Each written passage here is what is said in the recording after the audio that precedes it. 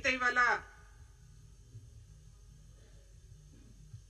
మన అందరికి కూడా తెలుసు, గత ప్రభుత్వంలో ప్రభుత్వ పాఠశాలను నిర్వీర్యం చేస్తూ ప్రైవేట్ పాఠశాలను బలోపేతం చేయడమే బీఆర్ఎస్ పార్టీ యొక్క ప్రభుత్వంలో జరిగినటువంటి నిర్ణయము. కాంగ్రెస్ పార్టీ అధికారంలోకి వచ్చిన తర్వాత నాణ్యమైనటువంటి విద్యను ఇవ్వాలి, విద్యా రంగాన్ని గాడిన పడేయం కోసం ఇవాళ 119 నియోజకవర్గాల్లో అంబేద్కర్ స్టడీ సెంటర్లను ఏర్పాటు చేయడం, 100 నియోజకవర్గాలలో సమీకృత గురుకుల పాఠశాలను ఏర్పాటు చేయడం. మనందరికి కూడా తెలుసు, ఎప్పుడు కూడా చరిత్రలో లేనట్టుగా విద్యా కమిషన్ ఏర్పాటు చేయడం, వీసీలను నియామకం చేయడం. అంటే ఇవన్నీ కూడా మనం చూస్తూ ఉంటే ఏంటంటే ప్రభుత్వము ఎంత సీరియస్ గా ఉందంటే విద్యా రంగాన్ని గాడిన పడేయడం అనేది, మంచి విద్యను అన్ని వర్గాలకు ఇవ్వాలనేదే ప్రభుత్వం యొక్క ధ్యేయం. దురదృష్టకరం ఏంటంటే గురుకుల పాఠశాలలో జరిగినటువంటి ఫుడ్ పాయిజన్ గత ప్రభుత్వం కంటే కూడా కాంగ్రెస్ పార్టీ ప్రభుత్వం ఇవాళ అనేక సంవత్సరాల నుంచి, నాకు తెలిసి కూడా అనేక సంవత్సరాల నుంచి విద్యార్థులు రోడ్డు మీదకి వచ్చి ధర్నాలు చేసి మాకు డైట్ ఛార్జీలు పెంచాలి, కాస్మెటిక్ ఛార్జీలు పెంచాలని చెప్పేసి అనేక ఉద్యమాలు చేసినటువంటి చరిత్ర మనం చూసినాం.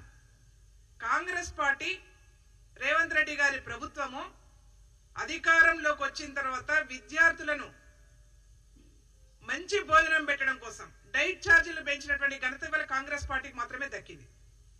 కాస్మెటిక్ ఛార్జీలు పెంచినాం.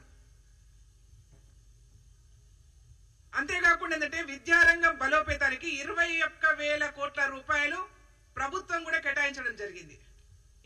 ఇవన్నీ కోణం చూసినట్టయితే మనకు ఏం కనిపిస్తుందంటే ప్రభుత్వ పాఠశాలల్ని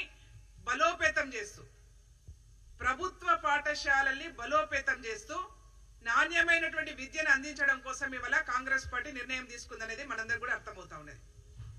చాలా దురదృష్టకరమైనటువంటి సంఘటనలు రాష్ట్రంలో జరుగుతూ ఉన్నాయి. ఫుడ్ పాయిజన్ విషయంలో కాంగ్రెస్ పార్టీగా మేమందరం కూడా బాధపడుతూ మేము ఒకటే ఇవాళ గౌరవ రేవంత్ రెడ్డి గారికి ఒకటే విజ్ఞప్తి చేస్తా ఉన్నాం. అసలు ఈ రాష్ట్రంలో జరుగుతున్నటువంటి అలజడులకు, ఈ రాష్ట్రంలో జరుగుతున్నటువంటి కుట్రలకు మీరు వెంటనే విచారణ చేయమని చెప్పేసి గౌరవ ముఖ్యమంత్రి రేవంత్ రెడ్డి గారిని విజ్ఞప్తి చేస్తా ఉన్నాను.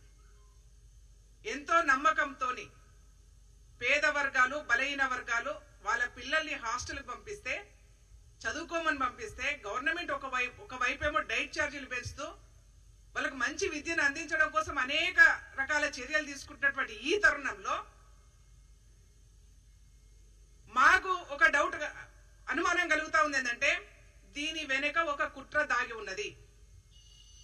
లగచర్ల సంఘటన అయితేంది, దిలావర్పూర్లో జరిగినటువంటి ఆందోళన అయితేంది, హాస్టల్లో జరుగుతున్నటువంటి ఫుడ్ పాయిజన్ లో వెనుక అయితేంది, ప్రతి దాని వెనుక టిఆర్ఎస్ బిఆర్ఎస్ పార్టీ యొక్క కుట్ర దాగి ఉన్నది. దానికి కారణము ఇవాళ మనందరికి కూడా తెలుసు. ఆ హాస్టల్లో జరిగినటువంటి ఫుడ్ పాయిజన్ కన్నా ముందు వీళ్ళందరూ కూడా భోజనం చేశారు. అక్కడ ఎవరెవరంటే నమస్తే తెలంగాణ పత్రిక విలేకరి, ఎంఆర్ఓ, హెడ్ మాస్టరు, అక్కడ టీచరు, వీళ్ళందరూ కూడా భోజనం చేశారు.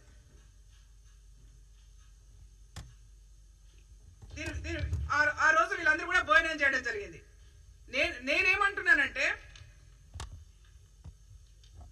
నిన్న ఒక కమిటీ చేశారు, ఏది బీఆర్ఎస్ పార్టీ వాళ్ళు ఒక ఏది నిజ నిర్ధారణ కమిటీ ఏదో కమిటీ వేసుకున్నారు. దానిలో ఆర్ఎస్ ప్రవీణ్ కుమార్ ని పెట్టారు. నేను ప్రభుత్వానికి, గౌరవ ముఖ్యమంత్రి రేవంత్ రెడ్డి గారికి విజ్ఞప్తి చేస్తా ఉన్నాను.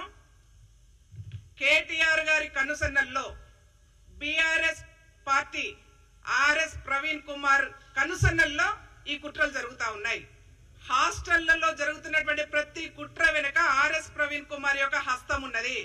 దయచేసి గౌరవ ముఖ్యమంత్రి గారు మీరు వెంటనే విచారణ చేపట్టాలి. లేకపోతే అనేక మంది విద్యార్థులు వీళ్ళ యొక్క అధికార దాహానికి బలైపోయే అవకాశం ఉంటది. దయచేసి మీరు వెంటనే ఎంక్వైరీ విచారణ జరిపించాలని చెప్పేసి నేను గౌరవ ముఖ్యమంత్రి గారిని విజ్ఞప్తి చేస్తా ఉన్నాను. అబద్ధాలు చెప్తూ రోజువారీ కూడా అబద్ధాలు చెప్తూ వీళ్ళు బతుకుతా ఉన్నారు. మనందరూ కూడా తెలుసు, తెలంగాణ ఉద్యమ కాలంలో విద్యార్థులను బలి చేసినటువంటి చరిత్ర వీళ్ళకే ఉన్నది. ఇవాళ అధికార దాహం కోసం కూడా మరొక్కసారి విద్యార్థులను బలి చేసే ప్రయత్నం, కుట్ర జరుగుతా ఉన్నది ఈ రాష్ట్రంలో. దయచేసి విచారణ చేయండి. ఈ కుట్రలకు పులి స్టాప్ పెట్టాలి. లేదంటే పిల్లలు వాళ్ళ యొక్క హాస్టళ్లకు విద్యార్థులను పంపించాలంటే తమ బిడ్డల్ని భయపడాల్సిన పరిస్థితి వస్తుంది ఈ రాష్ట్రంలో. మనమేమో మంచి విద్యను ఇవ్వాలనుకుంటా ఉన్నాం, మంచి భోజనం పెట్టాలనుకుంటా ఉన్నాం, మంచి కాస్మెటిక్ ఛార్జీలు ఇచ్చి వాళ్ళని మంచిగా బతకాలని చెప్పేసి మంచి విద్యను అందించడం కోసం ప్రయత్నం చేస్తా ఉన్నాం. ఒకవైపేమో స్కిల్ యూనివర్సిటీలు ఏర్పాటు చేస్తా ఉన్నాం. ప్రపంచంలో ఒక నాణ్యమైన విద్య ఇవ్వడం కోసం ప్రపంచంలో ఎక్కడ కూడా జరగనటువంటి ఒక నిర్ణయం ఇవాళ తెలంగాణ రాష్ట్రంలో జరుగుతా ఉంది. స్కిల్ యూనివర్సిటీ పెట్టాం ఒకవైపు. అంటే ఇవన్నీ జరుగుతున్నప్పుడు ఏంటంటే మాకు అనిపిస్తా ఉందంటే విద్యార్థులు మంచి విద్యను పొందే ప్రయత్నం వీళ్ళు కాంగ్రెస్ పార్టీ చేస్తుంటే దాన్ని విచ్ఛిన్నం చేసే ప్రయత్నం వీళ్ళు బీఆర్ఎస్ పార్టీ వాళ్ళు చేస్తా ఉన్నారు.